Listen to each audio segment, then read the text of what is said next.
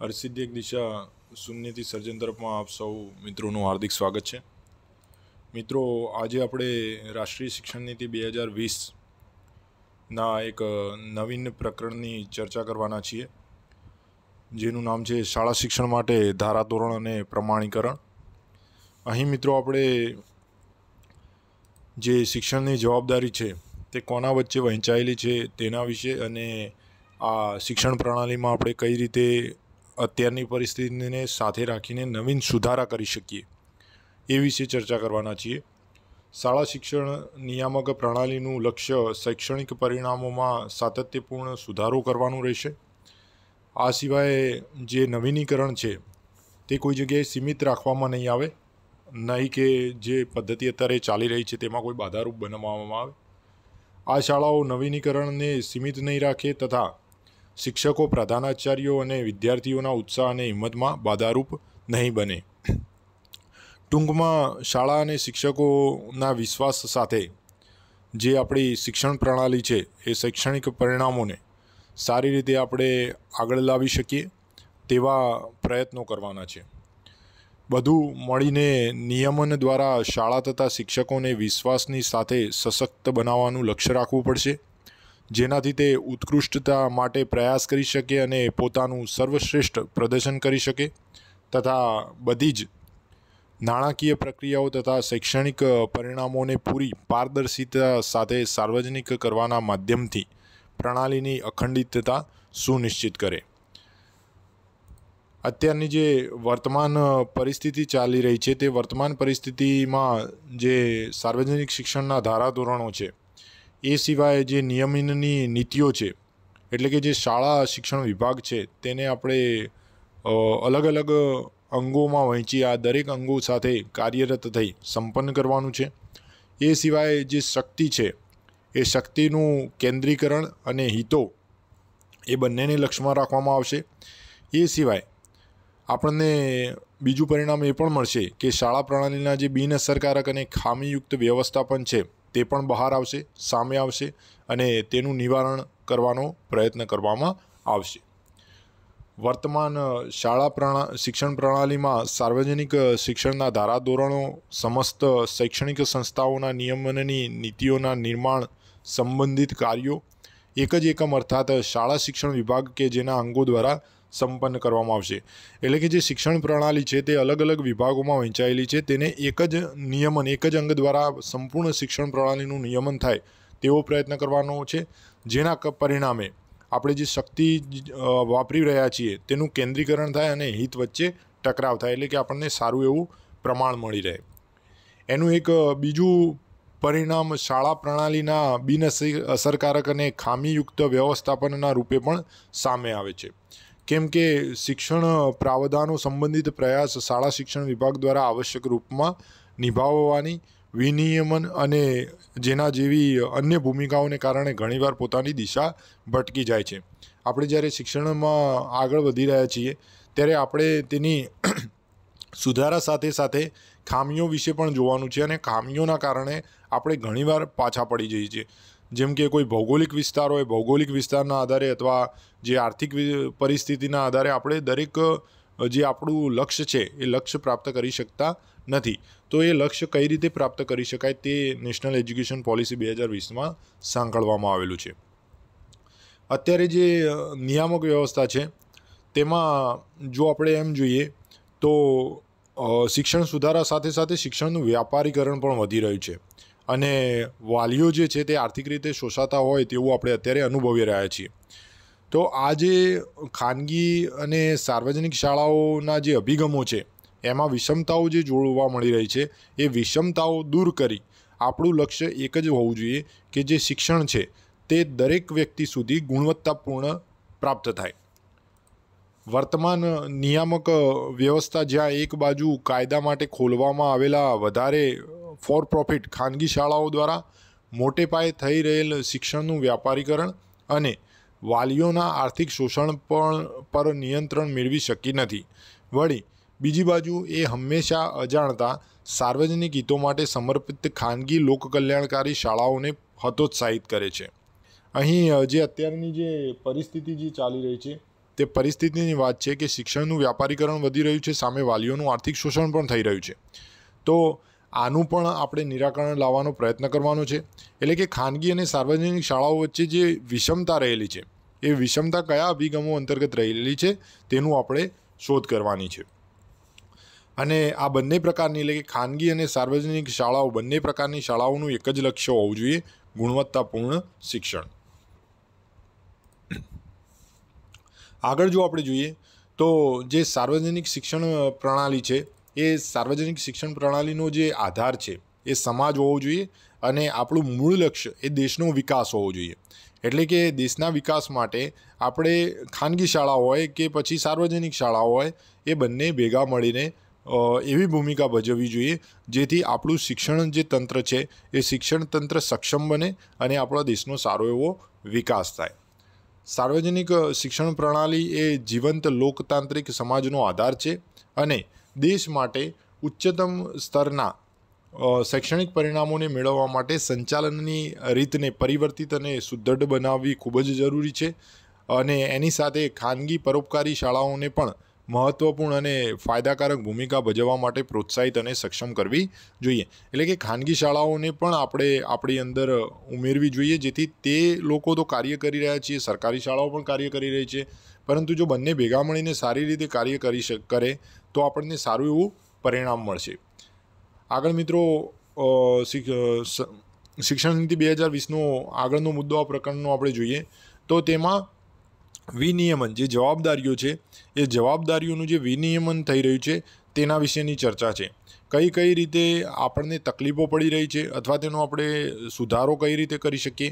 કોઈ નીતિ હોય તો એ નીતિના નિર્ધારણ માટે જવાબદાર કોણ રહેશે અને જે સંચાલન કરવામાં આવશે એ સંચાલન કઈ રીતે કરવામાં આવશે તે આ નીતિ અંતર્ગત કાર્યરત રહેશે. શાળા શિક્ષણ પ્રણાલી સાથે સંબંધિત જવાબદારીઓ અને તેના વિનિયમન સંબંધિત અભિગમ વિશે આ નીતિના મુખ્ય સિદ્ધાંત અને ખાસ ભલામણો આપણે નીચે ચર્ચા કરવા જઈ રહ્યા છીએ. જેમાં પ્રથમ જે ભલામણ છે તે છે શાળા શિક્ષણ વિભાગ, જે શાળા શિક્ષણ માટે રાજ્ય સ્તર પર સર્વોચ્ચ એકમ છે. સાર્વજનિક શિક્ષણ પ્રણાલીના નિરંતર સુધારા માટે સમગ્ર ધ્યાન રાખવા અને નીતિઓના નિર્ધારણ માટે જવાબદાર રહેશે. એટલે કે જે શાળા શિક્ષણ વિભાગ છે આ શાળા શિક્ષણ વિભાગ એ સમગ્ર રાજ્ય સ્તરે સર્વોચ્ચ એકમ તરીકે કાર્યરત છે અને આ નીતિ જે છે આપણી રાષ્ટ્રીય શિક્ષણ નીતિ જે છે એના નિર્ધારણ માટે આ વિભાગ કાર્યરત રહેશે, જવાબદાર રહેશે. આ સાર્વજનિક શાળાઓના સુધાર પર ધ્યાન કેન્દ્રિત કરીને અને હિતો વચ્ચેના સંઘર્ષને ઓછા કરવા માટે શાળા પ્રાવધાન અને સંચાલન તેમજ શાળાઓના નિયમનમાં સામેલ થશે નહીં. અહીં આપણે સાર્વજનિક શાળાઓનો જે સુધાર ઉપર આપણે ધ્યાન કેન્દ્રિત કરવાનું છે તેમાં આપણે શાળા નિયમનને સામેલ કરીશું નહીં. અહીં આગળ જોઈએ તો જે ઓફિસરો છે એટલે કે ડીઓ ડિસ્ટ્રિક્ટ એજ્યુકેશન ઓફિસર હોય યા બીઈઓ એટલે કે બ્લોક એજ્યુકેશન ઓફિસર હોય, આ જે કાર્યરત કર્મચારીઓ છે આ કર્મચારીઓ આ સંચાલન અને પ્રાવધાનની જે નીતિ છે તેને લાગુ કરવામાં સ્વતંત્ર રૂપે કાર્ય કરશે. સંપૂર્ણ રાજ્યના સાર્વજનિક શાળાકીય પ્રણાલીની સેવા, પ્રાવધાન અને શૈક્ષણિક સંચાલનની જવાબદારી શાળા શિક્ષણ નિર્દેશાલયની હશે, જેમાં ડીઈઓ, બીઈઓ વગેરે સામેલ હશે. આ શૈક્ષણિક સંચાલન અને પ્રાવધાન સાથે સંબંધિત નીતિઓને લાગુ કરવાનું કામ સ્વતંત્ર રૂપથી કરશે. એટલે કે જે ડિસ્ટ્રિક્ટ એજ્યુકેશન ઓફિસર જે જિલ્લા કક્ષાએ કાર્યરત છે, જે બીઈઓ છે એટલે કે બ્લોક એજ્યુકેશન ઓફિસર છે તે તાલુકા કક્ષાએ કાર્યરત રહેશે અને જે આ શિક્ષણ પ્રણાલી છે, જે શિક્ષણ નીતિ 2020 છે તેને લાગુ પાડવામાં તેમજ તેના સંચાલનની સંપૂર્ણ જવાબદારી સાથે સ્વતંત્ર રૂપે તે લોકો કાર્યરત રહેશે. પૂર્વ શાળા શિક્ષણ ખાનગી, સાર્વજનિક અને લોક કલ્યાણ માટે કામ કરતી સંસ્થાઓ સહિત આવશ્યક ગુણવત્તા માનાંકોના અનુપાલનને સુનિશ્ચિત કરવા માટે શિક્ષણના બધા જ પગથિયાઓ માટે એક પ્રભાવી ગુણવત્તા નિયમન કે માન્યતા પ્રણાલી સ્થાપિત કરવામાં આવશે. એટલે કે જ્યારે આપણે કોઈ ખાનગી અથવા સાર્વજનિક અથવા લોક કલ્યાણને લગતી સંસ્થાઓની જો આપણે ચર્ચા કરીએ તો આપણું મુખ્ય લક્ષ્ય જે છે તે શિક્ષણની ગુણવત્તા સુધારવાનું છે. એટલે કે એનું નિયમન હોય અથવા જે પ્રણાલી જે માન્યતા આપવાની છે તેની પ્રણાલી સ્થાપિત કરવાની જવાબદારી સંપૂર્ણ રહેશે. અહીં ધ્યાન રાખજો મિત્રો, અહીં પ્રશ્ન પૂછાઈ શકે કે જે આ શિક્ષણ પ્રણાલી છે તેને સંપૂર્ણ સંચાલનની જવાબદારી, સ્વતંત્ર જવાબદારી કયા અધિકારીઓને આપવામાં આવેલી છે? તો યાદ રાખજો મિત્રો, DEO ડિસ્ટ્રિક્ટ એજ્યુકેશન ઓફિસર અને ત્યારબાદ BEO એટલે કે બ્લોક એજ્યુકેશન ઓફિસર. આ સિવાય મિત્રો આપણે જોઈએ તો એક સ્વતંત્ર રાજ્યવ્યાપી સંસ્થા, તમે આ પ્રશ્ન પરીક્ષામાં ચોક્કસ હોઈ શકે છે મિત્રો, કે જે રાજ્ય હોય અથવા કેન્દ્રશાસિત પ્રદેશ હોય, આ પ્રદેશોમાં જે શાળા માનાંક પ્રાધિકરણ છે, આ શાળા માનાંક પ્રાધિકરણ નામની સ્વતંત્ર રાજ્યવ્યાપી સંસ્થા સ્થાપવામાં આવશે. ધ્યાન રાખજો મિત્રો કે જે ગુણવત્તાના માનાંકો છે, આ ગુણવત્તાના માનાંકોના પ્રાધિકરણ માટે એટલે કે પાલન માટે એક સ્વતંત્ર રાજ્યવ્યાપી સંસ્થાની સ્થાપના કરાશે. એને નામ આપવામાં આવશે SSSA, state school standards authority. State school standards authority SSSA એ સ્વતંત્ર રાજ્યવ્યાપી સંસ્થાની સ્થાપના કરવામાં આવશે. શાના માટે કરવામાં આવશે? તો મિત્રો યાદ રાખજો કે જે અત્યારે આપણે ચર્ચા કરી ગયા, આ સંચાલન અને નિયમનની સુનિશ્ચિત કરવા માટે કે બધી શાળાઓ કેટલા ન્યૂનતમ વ્યાવસાયિક અને ગુણવત્તાપૂર્ણ માનાંકોનું પાલન કરે, એવું રાજ્ય કેન્દ્રશાસિત પ્રદેશ રાજ્ય શાળા માનાંક પ્રાધિકરણ નામની એક સ્વતંત્ર રાજ્યવ્યાપી સંસ્થાની સ્થાપના કરાશે. SSSA, state school standards authority.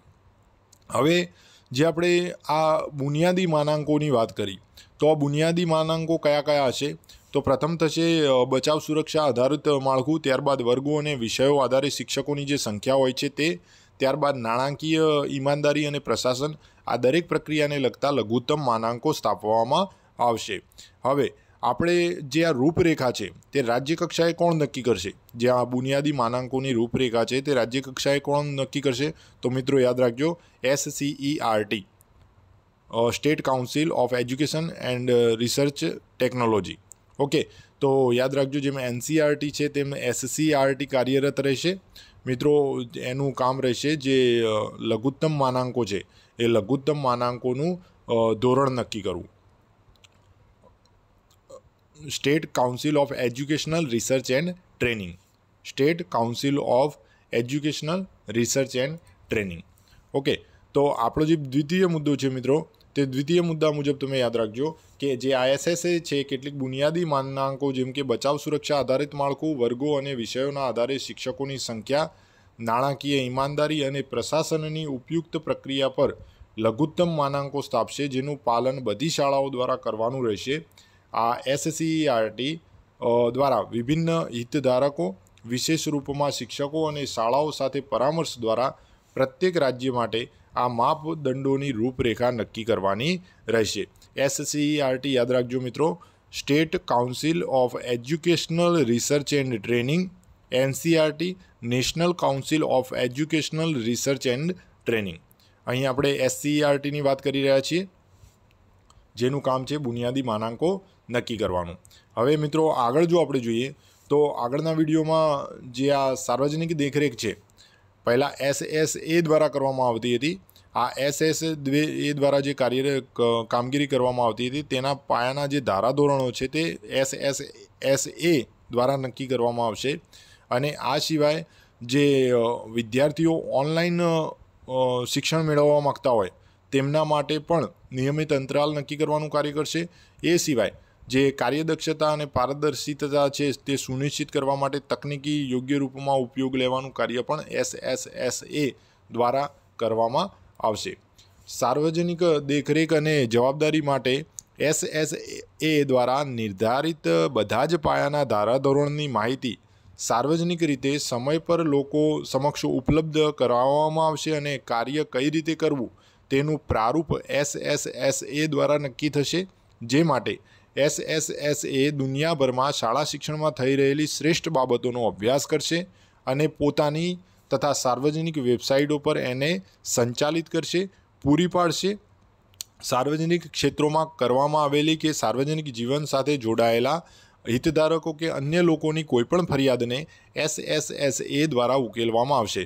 આજે આપણે વાત કરી એ મિત્રો યાદ રાખજો, state school standards authority, state school standards authority SSSA એનું કાર્ય રહેશે કે જે વિશ્વમાં જે શિક્ષણ પ્રણાલી ચાલી રહી છે તેની સાથે આપણને જોડવાની, એટલે કે તે પોતાની જે માહિતી છે તે સાર્વજનિક વેબસાઇટો તેમજ પોતાની વેબસાઇટો ઉપર પણ અપલોડ કરશે, જેથી કરીને દરેક વ્યક્તિએ કઈ રીતે કાર્ય કરવું તેની પણ માહિતી મળી રહેશે. એ સિવાય કોઈ હિતધારક અથવા લોકોની ફરિયાદ મળશે તે પણ SSSA દ્વારા ઉકેલવામાં આવશે. એક નિયમિત અંતરાલ પર કેટલાક પસંદિત વિદ્યાર્થીઓ દ્વારા ઓનલાઈન પ્રતિપોષણ મંગાવવામાં આવશે, જેથી નિયમિત અંતરાલ પર મહત્વપૂર્ણ સલાહ મળી શકે. આ સિવાય SSSAના બધા જ કાર્યોમાં દક્ષતા અને પારદર્શિતા સુનિશ્ચિત કરવા માટે તકનીકીને યોગ્ય રૂપમાં ઉપયોગમાં લેવામાં આવશે. એટલે કે જે અત્યારની ઓનલાઈન સિસ્ટમ છે, જે સાયન્સ જે અત્યારે કાર્યરત છે, એ બધાનું તકનીકી ઉપયોગ કરીને આ પારદર્શિતા સુનિશ્ચિત કરવામાં આવશે. અને આના દ્વારા ફાયદો શું થશે, તો શાળાઓને વર્તમાનમાં મોટા પ્રમાણમાં વહન કરવા પડતા ફરજિયાત જનાદેશોમાં પણ ઘટાડો થશે. જે અત્યારે ફરજિયાત જનાદેશો થાય છે તે એમાં પણ ઘટાડો થશે. હવે મિત્રો આગળની ચર્ચા કરીએ તો જે આપણે આગળ ચર્ચા કરી SCERT state council of educational research and training, એમાં રાજ્યના જે શૈક્ષણિક માનાંકો અને અભ્યાસક્રમ છે તે SCERT નક્કી કરશે અને તેની સાથે NCERT સલાહ અને સહયોગ માટે જોડાયેલી રહેશે. યાદ રાખજો મિત્રો, રાજ્યમાં શૈક્ષણિક માનાંકો અને અભ્યાસક્રમ સહિતના શૈક્ષણિક પ્રશ્નો SCERT કે જે NCERT સાથે સલાહ અને સહયોગ માટે નજીકથી જોડાયેલ છે ના નેતૃત્વમાં થશે, જે એક સંસ્થાનના રૂપમાં સુદૃઢ કરવામાં આવશે. ત્યારબાદ SCERT જે છે તે બધા જ હિતધારકો માટે વ્યાપક ચર્ચાના માધ્યમથી એક સ્કૂલ ક્વોલિટી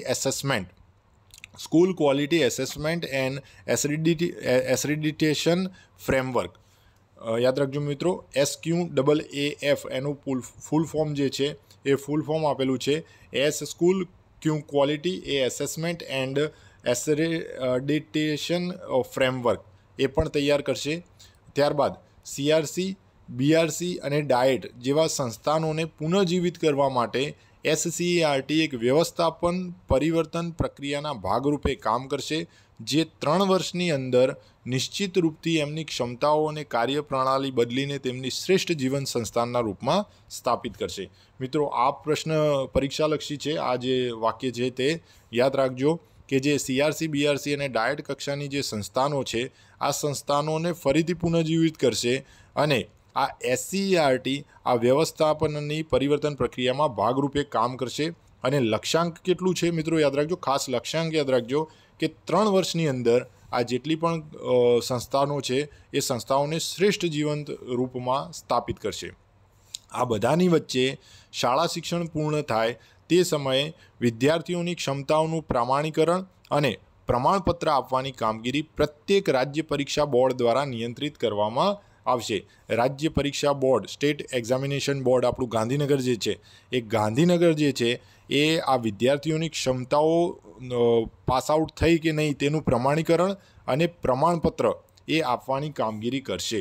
યાદ રાખજો મિત્રો, અહીં એક તો SQAAF અને ત્યારબાદ જે CRC, BRC અને ડાયટ જેવી સંસ્થાનો છે તેને 3 વર્ષમાં ફરીથી જીવંત કરવી અને જે પરીક્ષાઓ વિદ્યાર્થીઓ પાસ કરી રહ્યા છે એટલે ક્ષમતાઓ તેઓને પાસ આઉટ કરી છે એનું પ્રમાણપત્ર જે છે એ આપવાની કામગીરી સ્ટેટ એક્ઝામિનેશન બોર્ડ, રાજ્ય પરીક્ષા બોર્ડ દ્વારા નિયંત્રણ કરવામાં આવશે.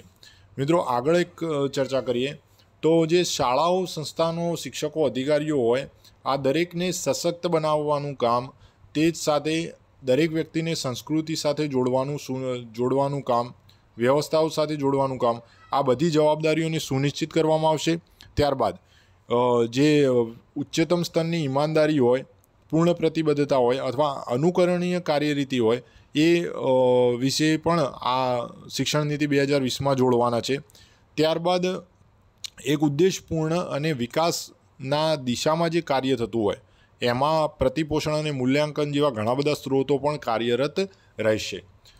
શાળાઓ, સંસ્થાનો, શિક્ષકો, અધિકારીઓ, સમુદાયો અને અન્ય હિતધારકોને સશક્ત બનાવવા અને એમને સંસાધનોથી પરિપૂર્ણ બનાવવાનું કામ કરવાવાળી સંસ્કૃતિ, સંરચનાઓ અને વ્યવસ્થાઓ આ બધાની જવાબદારીને પણ સુનિશ્ચિત કરશે. ત્યારબાદ પ્રત્યેક હિતકારક અને શિક્ષા પ્રણાલીમાં ભાગીદાર લોકો ઉચ્ચતમ સ્તરની ઈમાનદારી, પૂર્ણ પ્રતિબદ્ધતા અને અનુકરણીય કાર્યનીતિની સાથે પોતાની ભૂમિકા નિભાવવા માટે જવાબદાર હશે. એટલે કે આ જે શિક્ષણ પ્રણાલી સાથે જે કાર્યકરોને જોડવાના છે, જે અધિકારીઓને જોડવાના છે, તે અધિકારીઓ પણ ઉચ્ચતમ સ્તરની ઈમાનદારી, ત્યારબાદ પૂર્ણ પ્રતિબદ્ધતા અને કોઈ અન્ય એમનું અનુકરણ કરે તે રીતે કાર્યરત રહેશે. વ્યવસ્થાની પ્રત્યેક ભૂમિકાથી શું અપેક્ષાઓ છે એ સ્પષ્ટ રૂપથી વ્યક્ત કરવામાં આવશે અને આ અપેક્ષાઓથી હિતધારકોના કામનું મૂલ્યાંકન ઊંડાણપૂર્વક થશે. એટલે કે જે વ્યવસ્થા છે, આ વ્યવસ્થાની પ્રત્યેક ભૂમિકા એક જ હશે કે સામે વિદ્યાર્થીઓને શું અપેક્ષાઓ છે અને તે સ્પષ્ટ રૂપે વ્યક્ત થાય તે રીતે મૂલ્યાંકન ઊંડાણપૂર્વક કરવામાં આવશે. જવાબદારી સુનિશ્ચિત કરવા માટે મૂલ્યાંકન પ્રણાલી પોતાને એક ઉદ્દેશ્યપૂર્ણ અને વિકાસોન્મુખ પ્રક્રિયાના રૂપમાં વિકસિત કરશે. એમાં પ્રતિપોષણ અને મૂલ્યાંકન માટેના કેટલાય સ્ત્રોત રહેશે. એટલે કે જે જવાબદારી છે એ જવાબદારી સુનિશ્ચિત કરવા માટે મૂલ્યાંકન પ્રણાલી પોતાને એક ઉદ્દેશ્યપૂર્ણ અને વિકાસોન્મુખ પ્રક્રિયાના રૂપમાં વિકસિત કરશે. એટલે મૂલ્યાંકન પ્રણાલી પણ છે એ પણ વિકસિત કરવામાં આવશે. ત્યારબાદ વિદ્યાર્થીની ક્ષમતાના સમગ્રલક્ષી મૂલ્યાંકન માટે વિવિધ પ્રકારના મૂલ્યાંકનો અને વિવિધ હિતધારકોના પ્રતિપોષણોના મૂલ્યાંકન પ્રણાલીમાં સમાવેશ કરવામાં આવશે. ઉદાહરણ તરીકે જો આપણે જોઈએ તો ઉદાહરણમાં વિદ્યાર્થીની ક્ષમતાને માત્ર પરીક્ષા મેળવેલ ગુણ સાથે જોડવામાં આવશે નહીં. એટલે કે જેમાં આપણે શિક્ષણ પ્રણાલીમાં સુધારો કરી રહ્યા છીએ તે જ રીતે આપણે મૂલ્યાંકન પ્રણાલીમાં પણ સુધારો કરવાનો છે. આ મૂલ્યાંકન પ્રણાલીમાં સુધારો કઈ રીતે કરવાનો છે? તો મૂલ્યાંકન જે છે તે માત્ર પરીક્ષામાં મેળવેલ ગુણ આધારે હોવું જોઈએ નહીં. એ સિવાય મૂલ્યાંકન ઉપરથી આપણને એ ખબર પડશે કે વિદ્યાર્થીની જે શૈક્ષણિક પ્રાપ્તિ હતી એ શૈક્ષણિક પ્રાપ્તિમાં જે ચલ એટલે કે જેમણે હસ્તક્ષેપ કરેલો હોય એ સિવાય બહારનો જે પ્રભાવ હોય એ દરેકને આપણે સાંકળવું પડશે. અને આ જે વ્યક્તિઓ વિશે આપણે વાત કરી રહ્યા છીએ, વ્યક્તિઓની પદોન્નતિની વાત કરીએ અને ક્ષમતાનું મૂલ્યાંકન કરીએ તો એ પ્રદર્શન આધારિત મૂલ્યાંકન હોવું જોઈએ. અને ક્ષમતા પ્રદર્શન અને જવાબદારી પ્રણાલી ઉચ્ચ કક્ષાની એક સૂત્રતા સાથે હોય તો જે આપણું પરિણામ હશે તે પરિણામ આપણને સારી રીતે મળી રહેશે. એ રીતે આપણે નિયંત્રણમાં રહી અને સમુચિત રૂપથી પોતાનું કામ કરતું રહે. મૂલ્યાંકનથી એ ખબર પડશે કે વિદ્યાર્થીની શૈક્ષણિક પ્રાપ્તિ જેવા પરિણામમાં હસ્તક્ષેપ કરવાવાળા કેટલાય ચલો અને બહારના પ્રભાવ હોય છે. એ પણ એવું સૂચવે છે કે શિક્ષણ માટે વિશેષ કરીને શાળા સ્તર પર જૂથ કાર્યની આવશ્યકતા હોય છે. આપણે મૂલ્યાંકનમાં પણ ધ્યાન રાખવાનું છે. બધા વ્યક્તિઓની પદોન્નતિ, માન્યતા અને જવાબદારી આવા ક્ષમતા પ્રદર્શન મૂલ્યાંકન પર આધારિત હશે. બધા અધિકારીએ સુનિશ્ચિત કરવા માટે જવાબદાર હશે કે આ વિકાસ, ક્ષમતા પ્રદર્શન અને જવાબદાર પ્રણાલી ઉચ્ચ કક્ષાની એકસૂત્રતા સાથે અને વ્યવસ્થિત રીતે એમના નિયંત્રણમાં રહીને સમુચિત રૂપથી પોતાનું કામ કરતી રહે. એટલે કે જેમ આપણે શિક્ષણ પ્રણાલીમાં પણ સુધારો કરી રહ્યા છીએ તે રીતે આપણે મૂલ્યાંકન પ્રણાલીમાં પણ સુધારો કરવાનો છે. અને બાળકના, વિદ્યાર્થીના માત્ર માર્ક્સને આપણે ધ્યાન ન આપી તેનો ઉત્કૃષ્ટ વિકાસ અને સમગ્ર જે પદ્ધતિ છે તેને આપણે અનુસરવાની છે. હવે આપણે ચર્ચા કરીશું કે જે સાર્વજનિક અને ખાનગી શાળાઓનું જે મૂલ્યાંકન છે એ મૂલ્યાંકનમાં પણ જે માપદંડ છે એ માપદંડ, બેન્ચમાર્ક અને પ્રક્રિયાઓના આધાર પર કરવામાં આવે. સાર્વજનિક અને ખાનગી શાળાઓ એટલે કે કેન્દ્ર સરકાર દ્વારા સંચાલિત હોય, સહાયતા પ્રાપ્ત હોય, નિયંત્રણ હેઠળની શાળાઓને છોડીને જે કેન્દ્ર સરકાર દ્વારા સંચાલિત હોય, સહાયતા પ્રાપ્ત હોય, નિયંત્રણ હેઠળની શાળાઓને છોડીને જે સાર્વજનિક અને ખાનગી શાળાઓ છે તેમનું મૂલ્યાંકન અને પ્રમાણીકરણ સમાન માપદંડ, બેન્ચમાર્ક અને પ્રક્રિયાઓના આધાર પર કરવામાં આવશે. કેમ કે આ ખૂબ જ જરૂરી છે. તમે જુઓ કે જ્યારે પ્રાઇવેટ શાળાના વિદ્યાર્થીનું પરિણામ મળતું હોય તો અમુકવાર એ પરિણામ જે અન્ય શાળાના બાળકો કરતાં ઊંચું હોય છે તો ત્યાં બાળકોના પરિણામની સરખામણી થઈ જાય છે. કેમ કે ત્યાં આગળ આ માપદંડ નક્કી નથી હોતું. તો એનઈપી એ રીતે કહે છે કે સાર્વજનિક શાળા હોય કે ખાનગી શાળા હોય એ દરેકનો માપદંડ જે છે તે નક્કી હોવું જોઈએ. જે ઓનલાઈન અને ઓફલાઈન સાર્વજનિક માહિતી ઉપલબ્ધતા, પારદર્શિતા પર ભાર આપે છે અને એ સુનિશ્ચિત કરી શકાય કે સાર્વજનિક હિતોવાળી ખાનગી શાળાઓને પ્રોત્સાહિત કરી શકાય અને એમાં કોઈ પ્રકારના વિઘ્ન ન આવે ગુણવત્તાપૂર્ણ શિક્ષણ માટે ખાનગી અને લોક કલ્યાણકારી પ્રયાસોને પ્રોત્સાહિત કરવામાં આવશે, જેનાથી શિક્ષણ એ સાર્વજનિક સેવા છે એ બધાને પ્રાપ્ત થાય અને માતા પિતા અને સમુદાયોને ટ્યુશન ફીમાં મનમાની વૃદ્ધિથી રક્ષિત કરવાના પ્રયાસો પણ થઈ શકે. અહીં જે મુખ્ય કારણ છે આપણે અત્યારની જે ટ્યુશન પ્રણાલી છે એ ટ્યુશન પ્રણાલી તમે જુઓ કે બાળકોના વધુ પરિણામ માટે વાલીઓ પણ દરેકને ચિંતા હોય તો દરેક વાલીઓ પોતાના બાળકોને શક્ય હોય એટલા વધુ ટ્યુશન કરાવવાના પ્રયત્નો કરતા હોય છે અને તેમાં ઘણું એવું આર્થિક પરિબળ પણ વપરાતું હોય છે. તો જે આ ઓનલાઈન અને ઓફલાઈન સાર્વજનિક માહિતીની ઉપલબ્ધતા છે તે પારદર્શિતા વધારવી પડશે, જેથી દરેક વ્યક્તિ તે જાણી શકે શું સાચું છે શું ખોટું છે. એ સિવાય શિક્ષણ એક સાર્વજનિક સેવા છે અને એ બધાને પ્રાપ્ત થાય એ માટે એ સિવાય માતા પિતા હોય, સમુદાય હોય અને ટ્યુશન ફીમાં જે મનમાની છે એ ટ્યુશન ફીની મનમાનીથી રક્ષા આપવાનું પણ કાર્ય એટલે કે પ્રયાસ થઈ શકે. આપણે આગળ વાત કરી SSSAની. તો જે શાળાની વેબસાઇટ અને SSAની વેબસાઇટ છે તેમાં સાર્વજનિક અને ખાનગી બંને શાળાઓની સૂચનાઓને સાર્વજનિક કરવામાં આવશે, જેમાં ઓછામાં ઓછી વર્ગો હોય, વિદ્યાર્થીઓ હોય અને શિક્ષકોની સંખ્યાની જાણકારી, શીખવવાના વિષય, fee, NAS national achievement survey and SAS state achievement survey જેવા માનાંકિત મૂલ્યાંકન આધાર પર વિદ્યાર્થીઓના સમગ્ર પરિણામ સામેલ કરવામાં આવશે. અહીં મિત્રો ખાસ ધ્યાન રાખજો, SSSAની આપણે વાત કરી તો SSSAનું કાર્ય શું છે? તો સમગ્ર વિશ્વમાં જે શિક્ષણ પ્રણાલી ચાલી રહી છે એ સમગ્ર શિક્ષણ પ્રણાલીથી આપણા દેશને વાકેફ કરવું અને દરેક વ્યક્તિ સુધી આ માહિતી પહોંચે તે. SSAનું ફૂલ ફોર્મ યાદ રાખજો, state school standards authority. Okay, એટલે કે એનું કાર્ય છે કે આપણા દેશના દરેક શાળાને આ માહિતી સંપૂર્ણ રીતે પહોંચી શકે અને વિશ્વમાં શું ચાલી રહ્યું છે તે પોતે એમની પોતાની વેબસાઇટ ઉપર પણ ઓનલાઈન કરશે અને આપણે પણ તેને જોઈ શકશું. તો જે આ અત્યારે નેશનલ એજ્યુકેશન પોલિસી 2020નું જે માળખું છે તેમાં જે સાર્વજનિક અને ખાનગી શાળાઓ છે, આ સાર્વજનિક અને ખાનગી શાળાઓમાં જે પણ ચાલી રહ્યું છે એ દરેક વસ્તુની સૂચનાઓ જે શાળાઓ તરફથી જે સૂચનાઓ મળે છે એ સાર્વજનિક કરવામાં આવશે, જેથી દરેક તે વિશે જાણી શકે. એ સિવાય અમુક માહિતી એ ઓનલાઈન રાખવામાં આવશે, જેમ કે શાળામાં વર્ગોની સંખ્યા હોય, વિદ્યાર્થીઓ અથવા શિક્ષકોની સંખ્યા હોય, ત્યારબાદ શીખવવાના કયા કયા વિષયો શીખવવામાં આવે છે તે, ફી કેટલી લેવામાં આવે છે, NAS અને SAS. NAS યાદ રાખજો, નેશનલ અચીવમેન્ટ સર્વે, ત્યારબાદ સ્ટેટ અચીવમેન્ટ સર્વે. એના માનાંકિત જે મૂલ્યાંકન છે એ વિદ્યાર્થીઓના સમગ્ર પરિણામ આ ઓનલાઈન સિસ્ટમમાં વેબસાઇટ ઉપર સામેલ કરવામાં આવશે, જેથી સર્વ વ્યક્તિઓ તેના વિશે જાણી શકે.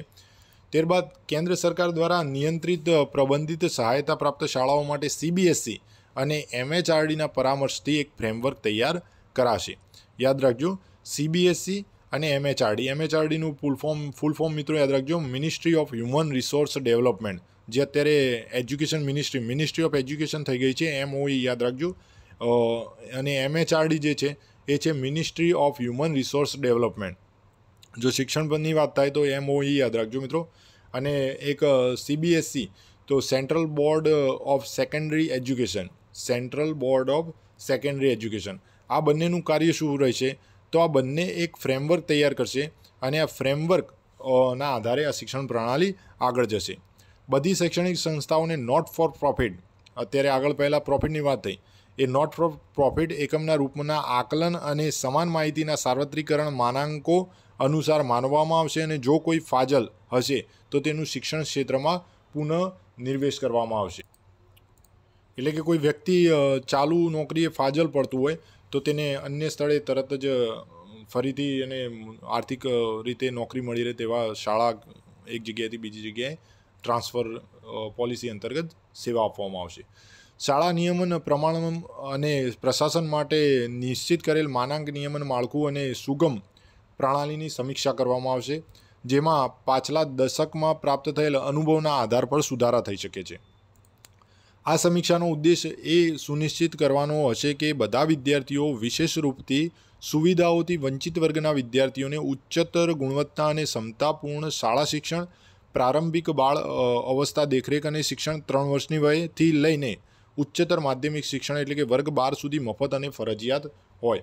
આ જે સમીક્ષા કરવામાં આવશે એ સમીક્ષા અંતર્ગત એ ધ્યાન રાખવામાં આવશે કે વિદ્યાર્થીઓને વિશેષ રૂપ એટલે કે જે વંચિત વર્ગના વિદ્યાર્થીઓ હોય તેમને ઉચ્ચતર ગુણવત્તા અને ક્ષમતાપૂર્ણ શિક્ષણ મળી રહે. ક્યાંથી ક્યાં સુધી? તો પ્રારંભિક બાળ અવસ્થા દેખરેખ અને શિક્ષણ એટલે કે 3 વર્ષથી ઉચ્ચતર માધ્યમિક શિક્ષણ એટલે કે 12 વર્ષ સુધી મફત અને ફરજિયાત રીતે મળી રહે. આ સિવાય શાળાના જે ભૌતિક સંસાધનો છે, યાંત્રિક સગવડતાઓ અને બીજા આવશ્યક સંસાધનોને લગતા ધારાધોરણો અને નિયમો જે તે શાળાની પૃષ્ઠભૂમિને ધ્યાનમાં રાખીને હળવા કરવામાં આવશે કે છૂટછાટ આપવામાં આવશે. એટલે કે જે આવશ્યક સંસાધનો છે, સંસાધનો દરેક બાળક સુધી પહોંચી શકે તેના માટે કાર્યરત રહેવામાં આવશે. એ સિવાય જો ઉદાહરણમાં આપણે જોઈએ તો શહેરી વિસ્તારોમાં જમીન ક્ષેત્ર અને વર્ગના કદ, રમતના મેદાનની પ્રાયોગિકતા વગેરે જેથી સલામતી, સુરક્ષા અને એક સુખદ અને ઉત્પાદક સ્થળ સુનિશ્ચિત કરવા માટે પ્રત્યેક શાળાને સ્થાનીય આવશ્યકતાઓ અને વિઘ્નોના આધાર પર પોતાનો નિર્ણય લેવા માટે યોગ્ય સ્વતંત્રતા મળશે. આપણે આગળ વાત કરી કે સંસાધનો બાળકને પૂરતા પ્રમાણમાં મળવા જોઈએ, પરંતુ જો આપણે શહેરી વિસ્તાર જોઈએ તો શહેરી વિસ્તારમાં શાળાઓ પાસે પોતાનું મેદાન હોતું હોય છે. મોટીભાગની શાળાઓ, પણ અમુક શાળાઓ એવી પણ છે કે જેમની પાસે પોતાનું આ રમતગમતનું મેદાન હોય એવું, અથવા કોઈ ખુલ્લું સ્થળ જ્યાં બાળકો રમી શકે એવું દરેક જગ્યાએ ના પણ હોઈ શકે. તો આ જે નિર્ણય લેવાનો છે તે જે તે શાળા પર સ્વતંત્ર રાખવામાં આવશે. શૈક્ષણિક પ્રેરણા અને બધા નાણાકીય, શૈક્ષણિક અને પરિચાલન બાબતોમાં પારદર્શી માહિતી ઉપલબ્ધતાને યોગ્ય મહત્ત્વ આપવામાં આવશે અને શાળાઓના મૂલ્યાંકનમાં તેને યોગ્ય સ્વરૂપે સામેલ કરવામાં આવશે.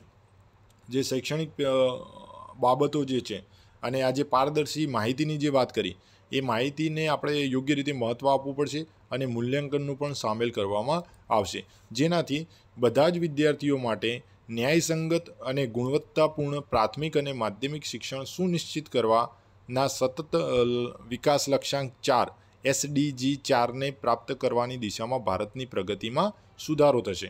મિત્રો યાદ રાખજો, જો ફૂલ ફોર્મ પૂછાય SDG 4, SDG સતત વિકાસ લક્ષ્ય, સતત વિકાસ લક્ષ્ય SDG 4. SDG sustainable development goal, sustainable development goal 4, આ ફૂલ ફોર્મ યાદ રાખજો મિત્રો, જેના અંતર્ગત વિદ્યાર્થીઓને ન્યાયસંગત અને ગુણવત્તાપૂર્ણ પ્રાથમિકથી લઈ માધ્યમિક સુધીનું સંપૂર્ણ શિક્ષણ પ્રાપ્ત થાય.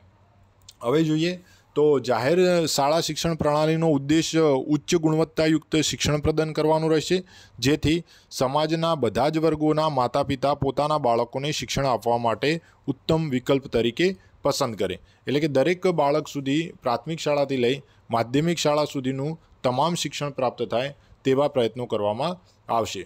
હવે આપણે આગળ વાત કરી NAS, નેશનલ એચિવમેન્ટ સર્વે, અને આગળનો એક વિડીયો પણ આપણે મિત્રો બનાવેલો છે જેમાં આપણે ચર્ચા કરેલી છે કે જે આ NAS અને SS જે કસોટીઓ છે તે પરખ અંતર્ગત લેવામાં આવશે. તો એના વિશે જો આપણે જોઈએ મિત્રો, તો શાળા શિક્ષણ પ્રણાલીની સમયાંતરે તપાસ માટે વિદ્યાર્થીઓના અધ્યયન સ્તરોના એક નમૂના આધારિત નેશનલ એચિવમેન્ટ સર્વે NAS પ્રસ્થાપિત નવા રાષ્ટ્રીય મૂલ્યાંકન કેન્દ્ર પરખ દ્વારા અન્ય સહકારી સંસ્થાઓ જેવી કે NCERTની સાથે યોગ્ય સહયોગી અનેક કાર્યો જેમ કે પ્રદત્ત ડેટા વિશ્લેષણ સાથે મૂલ્યાંકન પ્રક્રિયાઓમાં પણ સહાયતા કરી શકશે. મૂલ્યાંકનમાં સરકારીની સાથે ખાનગી શાળાઓના વિદ્યાર્થીઓને પણ સામેલ કરવામાં આવશે. એટલે કે મિત્રો અહીં આપણે જે વાત કરી રહ્યા છીએ તે વાત અંતર્ગત આપણે આગળ પણ ભણી, એક વિડીયો પણ આનો બનાવેલો છે. મિત્રો ના જોયો હોય તો તમે જોઈ લેજો કે આપણે પરખ જે performance assessment review and analysis of knowledge four holistic development, યાદ રાખજો PARAKH, performance assessment review and analysis of knowledge four holistic development. આ પરખ અંતર્ગત NAS એટલે કે નેશનલ અચીવમેન્ટ સર્વે અને SAS એટલે કે સ્ટેટ અચીવમેન્ટ સર્વે અંતર્ગત આપણે ખાનગી તેમજ સરકારી સહકારી જેટલી પણ શાળાઓ છે એ શાળાઓના બાળકોનું જે મૂલ્યાંકન છે તે મૂલ્યાંકન આપણે કરવાનું રહેશે. અને રાજ્યોને પોતાની જનગણના આધારિત રાજ્ય મૂલ્યાંકન સર્વેક્ષણ એટલે કે SSAનું સંચાલન કરવા માટે પણ પ્રોત્સાહિત કરવામાં આવશે, જેના પરિણામોનો ઉપયોગ માત્ર વિકાસના ઉદ્દેશ માટે થશે. શાળા શિક્ષણ પ્રણાલીના નિરંતર સુધાર માટે એમના સમગ્ર અને વિદ્યાર્થીઓની ઓળખ જાહેર કર્યા વિના એમના પરિણામોને શાળા દ્વારા સાર્વજનિક કરવામાં આવશે. આ જે SAS અને NASના પરિણામો તે વ્યક્તિગત કોઈ વિદ્યાર્થીને આપવામાં આવશે નહીં, પરંતુ તેનો ઉદ્દેશ માત્ર કેટલા પ્રમાણમાં બાળકોનો વિકાસ થયો શિક્ષામાં એનો જ જે રેશિયો રિપોર્ટ હશે તે સાર્વજનિક કરવામાં આવશે. પ્રસ્તાવિત નવું મૂલ્યાંકન કેન્દ્ર જે પરખ જે નામ છે એ પરખની સ્થાપના સુધી NCERT નાસને ચાલુ રાખી શકે છે. અહીં યાદ રાખજો, જે નાસ નેશનલ એચિવમેન્ટ સર્વે જે છે તે NCERT દ્વારા અત્યારે લેવામાં આવેલો છે. તે ક્યાં સુધી રાખવામાં આવશે? તો જે નવું મૂલ્યાંકન કેન્દ્ર છે પરખ એની સ્થાપના થશે ત્યાં સુધી આ NCERT NASને ચાલુ રાખી શકે છે.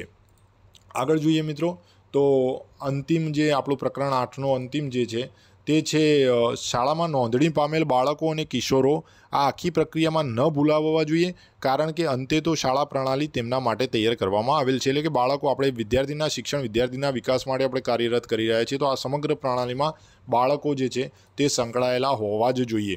તેમની સુરક્ષા અને અધિકારો પણ ધ્યાન રાખવાનું છે.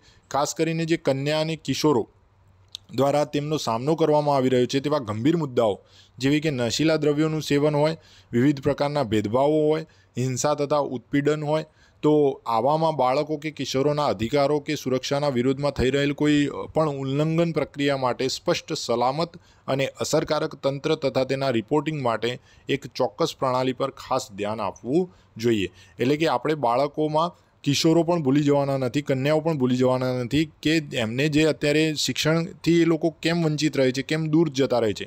આ દરેક મુદ્દાઓ ઉપર ખાસ આપણે ધ્યાન રાખવાનું છે. તમામ વિદ્યાર્થીઓ માટે અસરકારક, સમયસર અને સર્વવિદિત આવા પ્રકારની પ્રણાલીનો વિકાસ સર્વોચ્ચ પ્રાથમિકતા પર રહેશે. મિત્રો, આજના વિડીયોમાં આપણે સૌએ રાષ્ટ્રીય શિક્ષણ નીતિ 2020ના પ્રકરણ 8ની ચર્ચા કરી છે, જેનું હેડિંગ હતું શાળા શિક્ષણ માટે ધારાધોરણો અને પ્રમાણીકરણ, જેમાં આપણે અગત્યની પરખ, નાસ, SAS, ત્યારબાદ SAAS, DEO, BEO, એ સિવાય જે SDG, આ દરેક વિશે આપણે ચર્ચા કરી. મિત્રો, વિડીયો ફરીથી એકવાર જોઈ લેજો, જેથી તમને ખૂબ જ સારી રીતે યાદ રહી જાય અને ટેટ અથવા CTETની જે પણ મિત્રો પરીક્ષા આપી રહેલા છે તે સારા એવા ગુણાંકન સાથે પરીક્ષા પાસ કરી શકે. આપ સૌએ વિડીયો જોયો તે બદલ આપ સૌનો ખૂબ ખૂબ આભાર. અને આ વિડીયોની લિંક તમારા મિત્રો સાથે પણ શેર કરજો, જેથી તેમની સુધી પણ આ માહિતી પહોંચી શકે. અને જો વિડીયો તમને પસંદ આવે તો ચેનલને સબસ્ક્રાઈબ કરવાનું ભૂલતા નહીં, જેથી આવનારા વિડીયોની લિંક નોટિફિકેશન તમને તાત્કાલિક મળી રહે.